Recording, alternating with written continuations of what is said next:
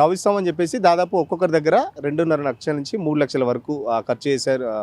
డబ్బులు తీసుకొని తర్వాత బోర్డు ఎత్తేసిన సంస్థ గురించి మనతో మాట్లాడడానికి ఇక్కడ చాలామంది విక్టిమ్స్ ఉన్నారు. అసలు ఎంతమంది విక్టిమ్స్ ఉన్నారు, వాళ్ళు ఎంత డబ్బులు కట్టారనేది వాళ్ళ మాటలను అడిగి తెలుసుకుందాం. బ్రదర్, ఎక్కడి నుంచి వచ్చారు, అసలు ఏంటి సమస్య ఏంటి, ఎంత కట్టారు, ఇప్పుడు పరిస్థితి ఎట్లా ఉంది అసలు? నా పేరు సూర్యతేజ అండి. నా ప్రాపర్ వచ్చి ఆంధ్రప్రదేశ్. నేను ఇక్కడ లింగంపల్లిలో ఉంటాను. ఈ కంపెనీలో నేను 2,50,000 కట్టాను. ఏంటి కంపెనీ పేరు? కంపెనీ పేరు Propel technologies and software solutions. Skill hub అనే కన్సల్టెన్సీ ద్వారా వీళ్ళు మాకు జాబ్ ప్రొవైడ్ చేస్తానని చెప్పి నమ్మించి మోసం చేసి బోర్డు తిప్పేశారు. ఒక్కొక్కరి దగ్గర నుంచి 2,50,000 2 లక్షలు తీసుకున్నారు. డిఫరెంట్ ప్యాకేజెస్ ప్రొవైడ్ చేస్తానని చెప్పారు. 3 నెలలు ట్రైనింగ్, వర్క్ ఫ్రమ్ హోమ్ ఇస్తానన్నారు. ట్రైనింగ్ అయిన తర్వాత ప్రాజెక్ట్ అసైన్ చేస్తానని చెప్పారు. 1 మంత్ అంతా సవ్యంగానే జరిగింది. అంటే 1 మంత్ ముందు జాయిన్ అయిన వాళ్ళు కూడా ఉన్నారు. నేను జాయిన్ అయ్యి 1.5 మంత్ అవుతుంది. జాయిన్ అయిన తర్వాత 1 మంత్ ట్రైనింగ్ అంతా బాగానే ఉంది. ఒక 20 డేస్ శాలరీ పడింది. తర్వాత మంత్ ట్రైనింగ్ అయిపోయిన తర్వాత వాళ్ళు శాలరీ గురించి అడిగితే మెయిల్స్ పెడితే రెస్పాన్స్ ఇది వాళ్ళ దగ్గర నుంచి. అలా కంటిన్యూస్గా కాల్స్ చేసుకుని మెయిల్స్ చేసుకుంటే రేపేస్తాం ఎల్లుండేస్తాం అని చెప్పి మాకు నమ్మపూర్వక మాటలు చెప్పారు. అలా కాదు అని చెప్పి వాళ్ళకి కాల్ చేస్తే ఒక రోజు మొత్తానికి నెంబర్స్ అన్ని స్విచ్ ఆఫ్ వచ్చినాయి. మెయిల్స్కి రెస్పాన్స్ లేదు, ఎవరికి కాల్ చేసినా రెస్పాన్స్ లేదు. సో మా అంతటా మేము ఒక వాట్సాప్ గ్రూప్ క్రియేట్ చేసుకుని అందరం ఒక మాట మీద ఉండి ఆ కంపెనీ దగ్గరికి వెళ్తే కంపెనీ క్లోజ్ చేసి ఉంది. కన్సల్టెన్సీ స్కిల్ హబ్ అనే కన్సల్టెన్సీ కూడా క్లోజ్ చేసి ఉంది. అప్పుడు మాకు ఏం చేయాలో తెలియక అందరం కలిసి ఈ వీక్ మండే కలిసి అందరము ఇక్కడ గచ్చిబౌలి పోలీస్ స్టేషన్కి వచ్చి ఎస్ఐ గారితో మాట్లాడాము.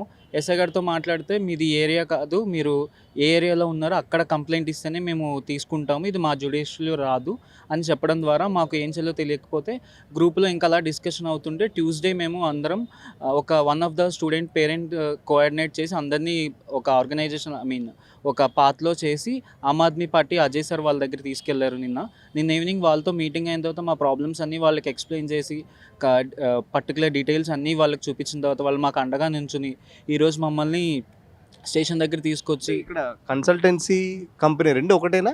అంటే పేమెంట్ మోడ్ ఎట్లా ఉంది అసలు? మీరు క్యాష్ ఇచ్చారా లేకపోతే ఆన్లైన్ ట్రాన్సాక్షన్ చేస్తారా, ఎట్లా చేశారు? పేమెంట్ మోడ్ అయితే అందరూ ఆన్లైన్ ట్రాన్సాక్షన్సే చేశారు. ఇది 3 టైమ్స్ అంటే 3 విధాలుగా పే చేశారు. ఫస్ట్ ఇనీషియల్ పేమెంట్ 20,000 చేశారు. 20,000 చేసిన తర్వాత ఇంటర్వ్యూ అయిన తర్వాత 20,000 పే చేసిన తర్వాత మాకు ఆఫర్ లెటర్ రిలీజ్ చేశారు. ఆఫర్ లెటర్ రిలీజ్ చేసిన తర్వాత మాకు నచ్చిన డేట్న ఆన్బోర్డింగ్ పెట్టుకోమన్నారు. ఆన్బోర్డింగ్ కోసం ఆఫీస్కి వెళ్ళాము. గచ్చిబౌలి ప్లాటినా బిల్డింగ్లో 907Bలో ఉంటుంది ఆ బిల్డింగ్. అక్కడికి వెళ్ళిన తర్వాత మాకు ఫస్ట్ వాళ్ళు ఇంట్రడక్షన్ ఇచ్చిన తర్వాత డీటెయిల్స్ అన్నీ తీసుకున్న తర్వాత 30,000 కట్టిన తర్వాత ల్యాప్టాప్ అండ్ కొన్ని గుడీస్ అంటే వాటర్ బాటిల్ అలాంటివి ప్రొవైడ్ చేశారు. అది కూడా సెకండ్ హ్యాండ్ ల్యాప్టాప్. అది ప్రొవైడ్ చేసిన తర్వాత మాకు ఒక బాండ్ ఇచ్చారు, 1 year బాండ్. ఆ బాండ్ అయిపోయిన తర్వాత నెక్స్ట్ డే అంటే 24 hours కన్సల్టెన్సీ వాళ్ళు అంటే ఏ స్కిల్ హబ్ అయితే ఏదైతే కన్సల్టెన్సీ ఉందో వాళ్ళ దగ్గరికి వెళ్ళి అమౌంట్ ఆన్లైన్లో ట్రాన్స్ఫర్ చేసిన తర్వాత వాళ్ళు మాకు ఇంకొక 1 year బాండ్ ప్రొవైడ్ చేశారు. అంటే పురోపేల్ అనే కంపెనీ వాళ్ళు ఒక 1 year బాండ్ ఇచ్చారు, స్కిల్ హబ్ అనే వాళ్ళు ఒక 1 year బాండ్ ఇచ్చారు. మొత్తం ఎంతమంది ఉన్నారు? మీరు ఎక్కడి నుంచి వచ్చారు టోటల్గా? అంటే మీకు ఎప్పుడు డౌట్ రాలేదా పేమెంట్ చేసేటప్పుడు కానీ లేకపోతే జాబ్ చేసేటప్పుడు కానీ అట్మాస్ఫియర్లో కానీ మీకు ఎలాంటి డౌట్స్ రాలేదా? లేవు సార్, డౌట్స్ అనేది ఏమి రాకుండా వాళ్ళు అలా క్రియేట్ చేశారు. వర్క్ ఫ్రమ్ హోమ్ అని 3 months అయితే వర్క్ ఫ్రమ్ హోమ్, అది అయిపోయిన తర్వాత మీరు ఆఫీస్కి రావాల్సి ఉంటుంది, లేకపోతే 3 months ఇంకా మళ్ళీ ట్రైనింగ్ అనేది తీసుకోవాల్సి వస్తుంది అని డౌట్ లేకుండా క్లారిటీగా చేసి అలాగని చెప్పి మమ్మల్ని మధ్య పెట్టారు. మాధవరావు గారి అకౌంట్కే అందరూ మాధవరావు అకౌంట్కి కొట్టిపించుకున్నారు డబ్బులు. తెలుసా మాధవరావు చూసారా మీరు? ప్రత్యక్షంగా చూసారా మాధవరావు అతన్ని? మేమైతే చూడలేదు, కొంతమంది అయితే మా దాంట్లో చూసామని చెప్పారు. ఆఫీస్లోనే ఉన్నారు, ఆయన కన్సల్టెన్సీ ఆఫీస్లో కూడా ఉన్నారు అని చెప్పి, రెండిట్లో ఆయన మెయింటెనెన్స్ చేశారని చెప్పారు. అంటే మీకంటే ముందు వర్క్ చేసే వాళ్ళు కానీ ఏమన్నా మీకు ఏం చెప్పలేదా, ఏమన్నా సజెషన్ చేయలేదా? మీకంటే ముందు కూడా జాబ్ చేసే వాళ్ళు ఉంటారు కదా అక్కడ ఆఫీస్లకు సంబంధించి, ఎలాంటి మీకు చెప్పలేదా మరి? ఎలాంటి ఇన్ఫర్మేషన్ అనేది ఎలా అంటే ఎవరికి కంబైండ్ అవ్వకుండా గ్రూప్ అనేది క్రియేట్ చేయకుండా వాళ్ళు ఏం చేశారంటే మనకి అవుట్లుక్లోనే ఓన్లీ మీటింగ్ అనేది అరేంజ్ చేసేవారు. ఇప్పుడు ఒక పర్సన్ ఉన్నారు, ఇంకొక పర్సన్ నెంబర్ తెలియకుండా వాళ్ళు మెయింటెనెన్స్ చేసుకుంటూ వచ్చారు. మేము టోటల్గా మా గ్రూప్లోనే ఇప్పటికి వచ్చి 50-60 అలా ఉన్నారు. ఇంకా వాళ్ళకి తెలియకుండా ఎన్ని గ్రూపులు ఉన్నాయి అనేది మేము 8th గ్రూప్ సార్, మాది వచ్చేసి 8th గ్రూప్, 32 people మొత్తం అందులో. అలా ఎన్ని గ్రూప్? మీరు పనిచేసిన ఆఫీస్ దగ్గరికి వెళ్ళి పక్క వాళ్ళు కూడా ఉంటారు కదా, పక్కన ఆఫీసెస్ ఉంటాయి, ఆఫీస్ గురించి ఎంక్వైరీ చేశారు. ఇప్పుడు బోర్డు తిప్పేసిన అని చెప్తున్నారు. పక్కన ఆఫీసు లేకపోతే వాచ్మెన్ సెక్యూరిటీ ఎవరో ఉంటారు కదా, వాళ్ళని అడిగితే ఏం చెప్తున్నారు మరి? వాళ్ళకి మండే వస్తామని చెప్పారంట. ఇది సెక్యూరిటీని మేము ఇన్ఫర్మేషన్ అడిగితే కనుక అయితే మండే వస్తామని చెప్పారు. ఉన్నటువంటి వాళ్ళు బోర్డు తిప్పేయడం అనేది మాకు ఎలా డౌట్ వచ్చిందంటే శాలరీస్ క్రియేట్ చేయలేదు వాళ్ళు. శాలరీ అయితే మీకు అసలు 5th శాలరీస్ పడాలి. సరే అయితే 2 days ఆగండి, కొంచెం అటు ఇటు అవుతుందని చెప్పారు. ఓకే, స్టార్టింగ్లో ఉంది కదా, కొంచెం అలా ఇటు అటు అవుతుందేమో అని చెప్పి మేము వెయిట్ చేసాము. 2 days తర్వాత వాళ్ళు అది ఫోన్ చేసామంట. ఫోన్ చేస్తే రెస్పాన్స్ లేదు, మెయిల్కి రిప్లై లేదు. అప్పటి నుంచి డౌట్గానే ఉంది. మండే ఆఫీస్కి వస్తానని అన్నారని సెక్యూరిటీ మేము థర్స్డే నాడే వెళ్ళాం. అంటే 3 days రానని చెప్పారు సెక్యూరిటీ అయితే. సరే అయితే కనుకైతే మండే ఇంకా వెళ్దామని చెప్పి మండే వెళ్తే కనుకైతే వాళ్ళు ఎవరు రావట్లేదు. అప్పటి నుంచి ఫోన్లు అనేది స్విచ్ ఆఫ్, కన్సల్టెన్సీది అండ్ ఇవి పూర్వపిల్ కంపెనీకి కూడా స్విచ్ ఆఫ్ చేసి కూర్చున్నారు హెచ్ఆర్ అండ్ మెయిల్స్ అని. ఏమంటున్నారు పేరెంట్స్? ఇప్పుడు ఇంట్లో చెప్పారా పేరెంట్స్ సిచ్యువేషన్ ఎట్లా ఉంది? ఈ పేరెంట్స్ అయితే చెప్పలేదు సార్. ఇప్పుడు అదే మేము ఎటు తీసుకోలేకపోతున్నాం. ఇది వచ్చి ఏంటంటే కనుక మా సిస్టర్ని అడిగి తీసుకున్నాను గోల్డ్ అవసరం అని చెప్పి. అలా ఒక్కొక్కరు ఒక్కొక్క ప్రాబ్లంతో ఫేస్ చేసి తీసుకొచ్చారు. ఒక్కొక్కరు ఇంట్లో చెప్పలేదు, ఒకళ్ళు ఫ్రెండ్ దగ్గర తీసుకున్నారు. అలా చాలామంది బాధపడుతున్నారు, సఫర్ అవుతున్నారు. మనతో పాటు ఒక పేరెంట్ కూడా ఉన్నారు. సార్ ముందుకు రండి. మీరు మీ బాబు కోసం ఎంత ఇచ్చారు, అసలు మీరు ఎంత నష్టపోయారు? మా బాబు కోసం నేను 2,40,000 రూపాయలు ఇచ్చా సార్. ఈ కంపెనీకి కట్టాము, 2,40,000 రూపాయలు కట్టామండి. మా బాబు 2024లో బీటెక్ అయిపోయింది. తను లింక్డ్ఇన్లో naukri.comలో ప్రొఫైలు పంపిస్తున్నాడు. మరి డేటా అన్నది ఎప్పుడైనా సీక్రెట్గా ఉండాలి. ఈ లింక్డ్ఇన్ నౌకరీలో నుంచి అసలు వీళ్ళకి డేటా ఎలా వస్తుంది, ఈ కన్సల్టెన్సీ వాళ్ళకి డేటా ఎలా వచ్చింది అన్నది వాళ్ళ డేటా తీసుకొని వీళ్ళకి ఫోన్ చేశారు. జాబ్ ఉందంటే సరే వాళ్ళకి జాబ్ ఉంది ఆశ పుట్టించి వాళ్ళు పిలిపించి ఇట్లా నమ్మబలికి గొంతు కోసారు సార్. వాళ్ళు చెప్తుంటారు కదా, పోలీసులు చెప్తుంటారు ఎవరు ఉద్యోగం కోసం డబ్బులు ఇవ్వద్దు, కన్సల్టెన్సీని నమ్మొద్దు అని చెప్పేసి చాలా వరకు మనం యాడ్స్ చూస్తూ ఉంటాం. మీకు ఎప్పుడు డౌట్ రాలేదా? అంటే ఆ పిల్లల కోసం ఇప్పుడు చేస్తున్నారు కదా, మరి దానికి సంబంధించి పోలీసు వాళ్ళు చెప్తూనే ఉన్నారు, మనం కూడా చూస్తూనే ఉన్నాం సార్. అయినా కానీ పిల్లవాళ్ళు ఇప్పుడు పడే సఫర్కి ఇప్పుడు ఒక్కొక్క సంవత్సరానికి కొన్ని లక్షల మంది ఈరోజు బీటెక్లు చేసి డిగ్రీలు చేసి బయటకు వస్తున్నారు. ఒకళ్ళిద్దరు సెట్ అవుతున్నారు, మిగతా వాళ్ళ పరిస్థితి ఎటు తెలియని పరిస్థితిలో చివరికి జాబులు రాక అటు పని చేసుకోలేక బ్రతకలేక ఈ డ్రగ్స్కి అలవాటయ్యి తాగుడికి అలవాటయ్యి బానిసలు లెక్క బతుకుతున్నారు. సరే ఏదో ఒక అవకాశం వచ్చింది, ఒక 2 లక్షలు కడతాంలే, సెటిల్ అవుతాడు పిల్లగాడు, సెటిల్ అవుతాడు అని చెప్పేసి మేము ధైర్యం చేసాం. కలిసారా పోలీసులు? కలితే ఏమన్నారు పోలీసులు? రెస్పాన్స్ ఎట్లా ఉంది? పోలీసులు ఎఫ్ఐఆర్ చేశారా ఇప్పుడు? పోలీసులు ఫస్ట్ రోజు అయితే ఒక 10 మంది పిల్లలు వస్తే పోలీసులు రెస్పాన్స్ తీసుకోలేదు. మాకు ఇక్కడ సంబంధమే లేదు, అసలు మీరు ఎక్కడ కేసు పెట్టుకోకపోండి అని చెప్పేసి ఇర్రెగ్యులర్గానే సమాధానం చెప్పారు. కానీ పొలిటికల్ వాళ్ళు మన ఆమ్ ఆద్మీ పార్టీ వాళ్ళు ఎంటర్ అయిన తర్వాత వాళ్ళు కనీసం కేసు తీసుకోవడానికి అయితే ముందుకు వచ్చారు. మరి తర్వాత డబ్బులు వస్తాయా రావన్నది పక్కన పెడితే కేసు అయితే ఫైల్ చేస్తున్నారు. ఇప్పుడు వీళ్ళు ఎంతమంది అయితే ఉన్నారో వాళ్ళ డీటెయిల్స్ తీసుకుంటున్నారు, ఎఫ్ఐఆర్ చేస్తా అన్నారు. మనతో పాటు మాట్లాడడానికి ఆమ్ ఆద్మీ పార్టీ లీడర్ విజయ్ ఉన్నారు.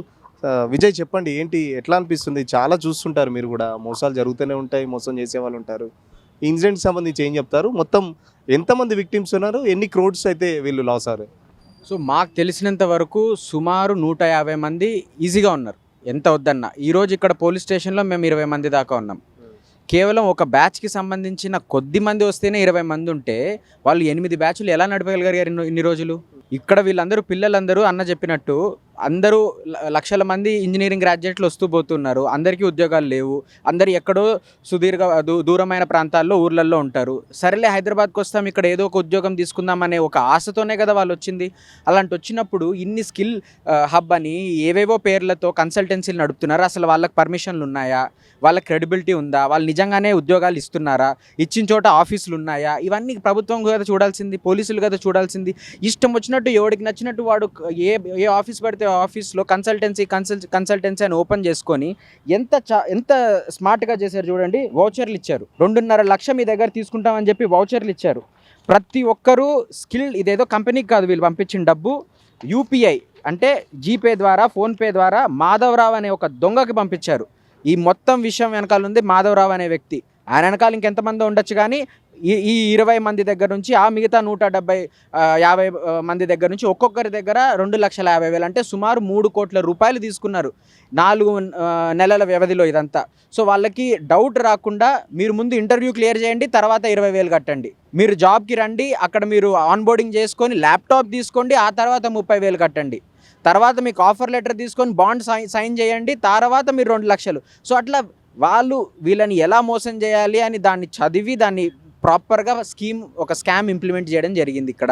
8 బ్యాచ్లు ఉన్నాయని మీరు చెప్పారు. అంటే ఒక బ్యాచ్కి సంబంధం లేకుండా వీళ్ళంతా పకడ్బందీగా చేశారా ఏర్పాట్లు? వీళ్ళు చేసిన ఏ ఆన్లైన్ కాల్లో కానివ్వండి, ఏ ఇంటర్వ్యూలో కానివ్వండి, వాళ్ళ మొహాలు చూపించలేదు. వాళ్ళ మొహాలు చూపించకుండా నడిపారు ఇదంతా.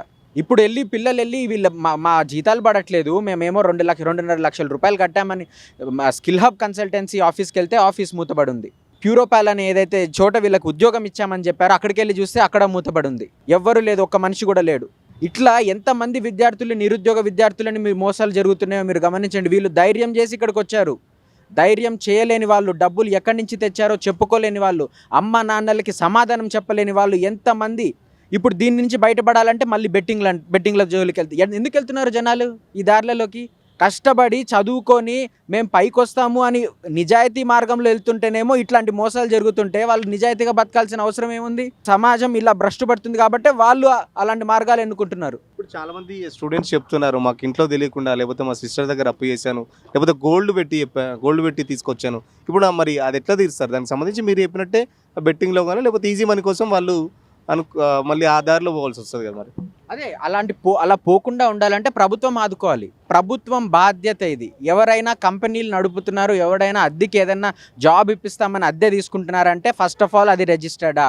ప్రతి ఒక్క ఓనర్ చూసుకోవాలి. అద్దెకిస్తున్న ఓనరు, జాబ్ కన్సల్టెన్సీ అంటే అది రిజిస్టర్డా? ఉద్యోగం ఎక్కడన్నా ఇప్పిస్తున్నారంటే అది రిజిస్టర్డా? అసలు దానికి ఉందా, హిస్టరీ ఉందా? ప్రభుత్వం చర్య తీసుకొని మొత్తం హైటెక్ సిటీ, మాదాపూర్, గచ్చిబౌలి ఏరియాలో సర్వే చేపట్టాలి. మొత్తం ఆడిటింగ్ చేయాలి. ప్రతి బిల్డింగ్ జాబ్ కన్సల్టెన్సీ ఉన్న ప్రతి దగ్గరికి వెళ్ళాలి. అందరినీ ఇన్వెస్టిగేట్ చేయండి. ఒక్కొక్కటి విషయం బయటపడుతుంది. అప్పుడు నిజాలు బయట పెట్టాల్సిన బాధ్యత ప్రభుత్వంది, పోలీసులది. వీళ్ళు ఉద్యోగం వస్తుందని నమ్మి అక్కడికి వెళ్ళారు. ఇప్పుడు వీళ్ళు రోడ్డు పాలే వీళ్ళు ఇక్కడ నిలబడి ఉన్నారు, పోలీస్ స్టేషన్ల చుట్టూ తిరుగుతున్నారు.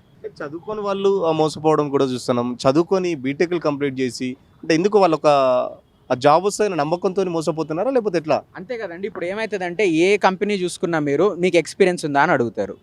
ఎక్స్పీరియన్స్ లేనిది మేము ఏం తీసుకుంటామంటారు. వీళ్ళు ఏం చేశారు? వీళ్ళు మాయ మాటలు చెప్పి ఎక్స్పీరియన్స్ లేని వాళ్ళని మాత్రమే తీసుకున్నారు ఇక్కడికి.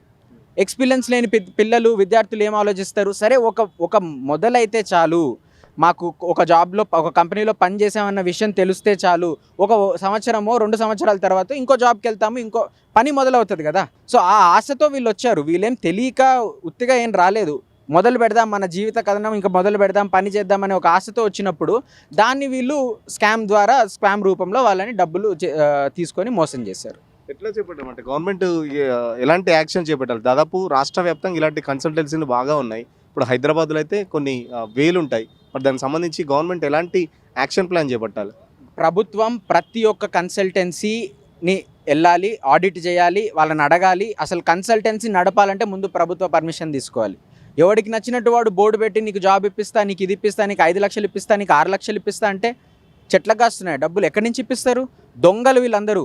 నిజంగానే డబ్బులు ఇప్పించే వాళ్ళు ఇట్లా ఫోన్లు చేయరు. వాళ్ళ ఆఫీస్కి వెళ్ళి వీళ్ళు ఈరోజు పొద్దున్న స్కిల్ హబ్ అనే కన్సల్టెన్సీ ఆఫీస్కి వెళ్ళి చూస్తే వాళ్ళు చేసిన దొంగ పనులన్నీ కూడా వాళ్ళు ఇంకా ఖాళీ చేయలేదు, అక్కడే పడేసి ఉన్నాయి పేపర్లలో ఏమున్నాయంటే వందలాది వేలాది ఫోన్ నెంబర్లు దాని పక్కన హీఈస్ నాట్ ఇంట్రెస్టెడ్, ఆ జాబ్లో ఆయనకి ఇంట్రెస్ట్ లేదు, ఇతను వస్తానన్నాడు, ఇతను రేపు ఇన్ని డబ్బులు కడతానన్నాడు. వాళ్ళు చేస్తున్న క్రైమ్ని కూడా వాళ్ళు రాసుకొని ఇంకా వదిలేసిపోయారు అక్కడే. సాక్ష్యాలు ఇంకా అక్కడే ఉన్నాయి. అక్కడ ఎట్లా డేటా ఎట్లా దొరుకుతుంది? నిరుద్యోగులకు సంబంధించిన ఫోన్ నెంబర్స్ వాళ్ళకి ఎట్లా దొరుకుతున్నాయి? వీళ్ళు ఎట్లా ట్రాప్లో పడుతున్నారు? ఒకటి సోషల్ మీడియాలో దొరుకుతుంది, ఏదైతే లింక్డ్ఇన్, ఏదైతే naukri.com. విద్యార్థులు, స్టూడెంట్స్ ఉద్యోగం కావాలనుకున్న వాళ్ళు సొంతంగా మేము ఈ కాలేజ్లో చదువుకున్నాం, ఇవి మా స్కిల్ సెట్స్, మేము దీంట్లో పని చేయగలుగుతామని పెడతారు. వీళ్ళు దాంట్లో దగ్గర నుంచి వాళ్ళ ఫోన్ నెంబర్లు తీసుకుంటారు. లేదా కొన్నిసార్లు వేరే కన్సల్టెన్సీస్ ఉంటాయి. సో ఇదంతా ఒక నెక్సెస్. ఒక 4-5 కన్సల్టెన్సీస్, నిజమైన కన్సల్టెన్సీస్ ఉంటాయి. వీళ్ళు ఏం చేస్తారు? దొంగలు వాళ్ళ దగ్గరికి వెళ్ళి జస్ట్ మాకు డేటా అమ్మండి అంటారు, అంతే. సో మీరు కన్సల్టెన్సీస్కి ఒక ఫ్రేమ్వర్క్, ఒక పాలసీ రావాలి. వాళ్ళ జాబ్లు ఇప్పిస్తున్నారంటే అసలు వాళ్ళకి అర్హత ఉందా? వాళ్ళ జాబ్లు ఇప్పించారు అంటే ఎంతమందికి ఇప్పించారు? ఇవన్నీ వాళ్ళకి తెలియాలి. ప్రభుత్వం దర్యాప్తు చేయాలి, పోలీసులు దర్యాప్తు చేయాలి ఈ విషయం పైన. అండ్ మొట్టమొదటిగా ఎవరైతే ఈ వెనకాల మాధవరావు అనే వ్యక్తి ఉన్నాడో, దొంగ ఉన్నాడో, 3 కోట్ల రూపాయలు కష్టపడి సంపాదించిన వీళ్ళ అమ్మ నాన్నల ఫ్రెండ్స్ దగ్గర నుంచి తెచ్చిన డబ్బులు దోచుకొని ఈరోజు పరారీలో ఉన్నాడు, యాప్స్కాన్లో ఉన్నాడు. ఆయనను పట్టుకోవాలి ముందు.